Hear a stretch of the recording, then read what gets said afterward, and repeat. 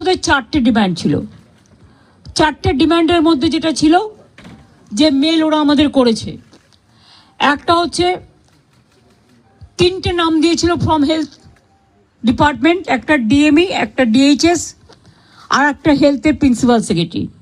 আমরা ওদের বোঝালাম যে একসাথে যদি পুরো ঘরটা খালি করে দেওয়া যায় তাহলে অ্যাডমিনিস্ট্রেশনটা চলবে কী করে। সুতরাং আমরা ওদের কথা মতো ডিএমএ এবং ডিএইচএসকে সরাবার সিদ্ধান্ত নিয়েছি এবং তাদের সম্মানজনকভাবে, এর থেকে উঁচু পোস্ট ওদের আর কিছু হয় না।